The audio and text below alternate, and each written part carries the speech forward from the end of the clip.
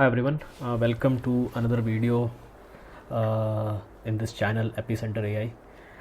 In this video, we'll look at how we can create a coverage agent, which basically gets the output from the ingestion agent and uses the claim document text and the actual policy text extracted from the ingestion agent, and then using the Bedrock APIs.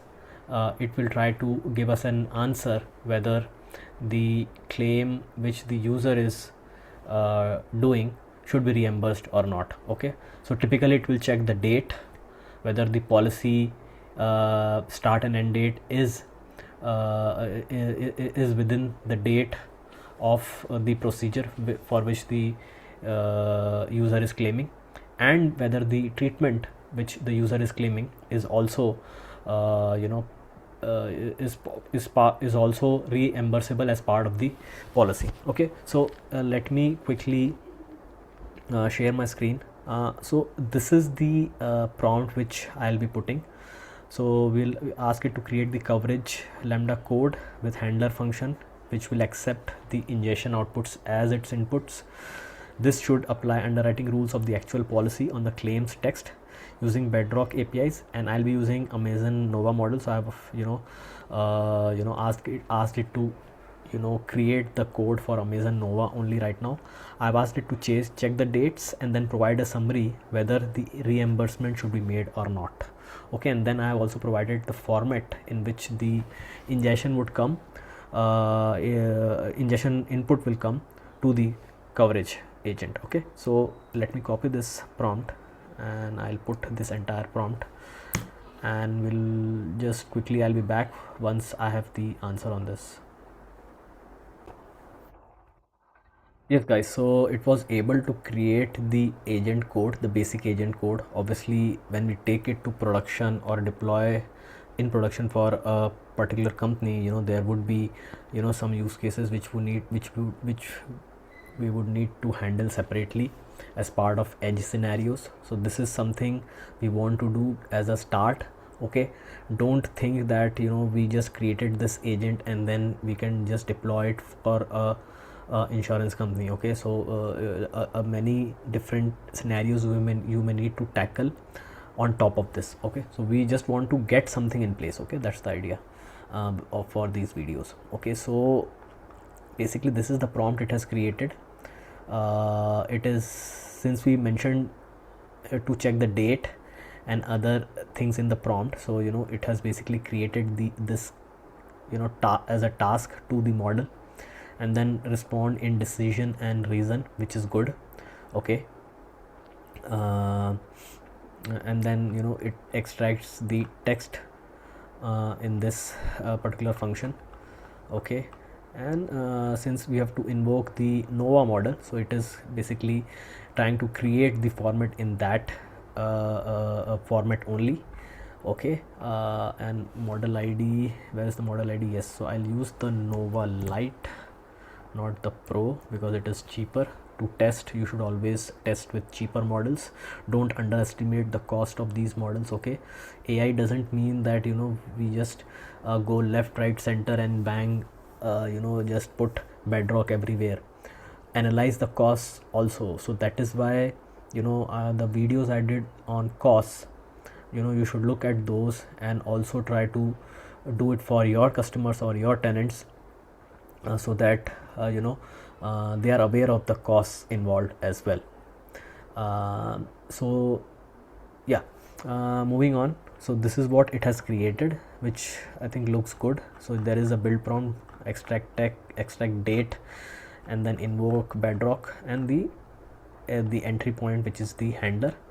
Okay, so first it calls the date, extract dates from both the text. Okay, then it builds the prompt, invokes the Bedrock, and then gives you the output. Okay, so an invoke local, it has put the policy text and the claim text, which contains the policy number, the customer ID, the date of admission, and policy text. This contains the actual policy wordings, policy period.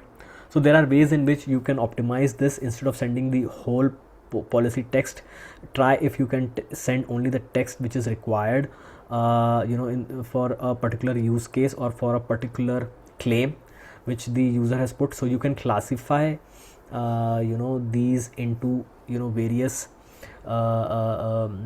types, so that the entire policy text you are not required to send, because remember, the cost of the model also depends on the input token. Okay, so right now it's just for the start we are doing. Ultimately, if it's a production setup, you would need to update it with respect to the optimization on costs as well. Remember that. Okay, so we have this in place. Let me try calling the invoke local inside of coverage, and we'll see if it is able to. There is some issue here. What is the, is it a issue?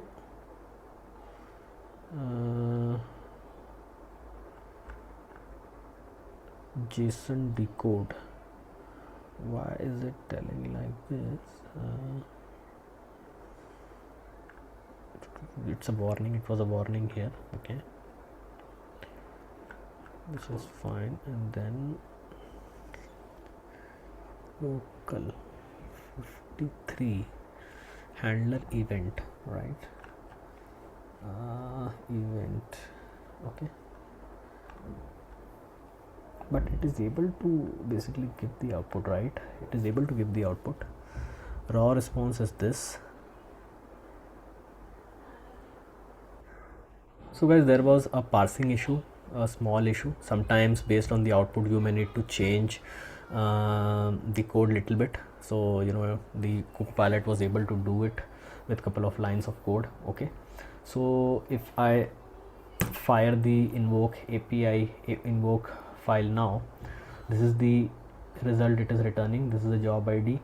Okay, by the way, let me go to the invoke local to show you what we are putting in the event. So this was the event which contained the so job ID is able to retrieve, then it is able to retrieve the policy number. Okay, event contains the policy number, right, and then it is able to ultimately extract the two set of texts, which is the claim text and the policy text, and this is the raw Bedrock response. Okay, so this gives you the claim for laparoscopic surgery for gallbladder stones is covered in this plan. Okay, it is telling decision approved. This is the reason. The treatment date also falls within the start and end date of the policy. Okay, so it is giving a decision, or it is telling us that it seems like approved to me. Okay, okay, and if you look at the JSON, this is what it is coming up with, the reason which makes sense. Okay, so in this way you can create the coverage agent. Remember that you would need to optimize it with respect to costs, and divide the content, both the content from that claim and the policy coverage wordings into types, so that you don't send the entire text as it is to the model. Okay, there are a lot of different optimizations you can do with respect to cost.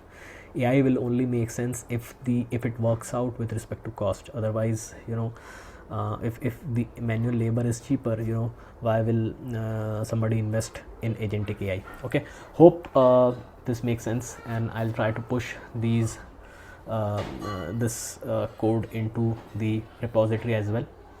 Hope you like the video. Until next time, this is Romit signing off. I'll see you in the next one. Thank you.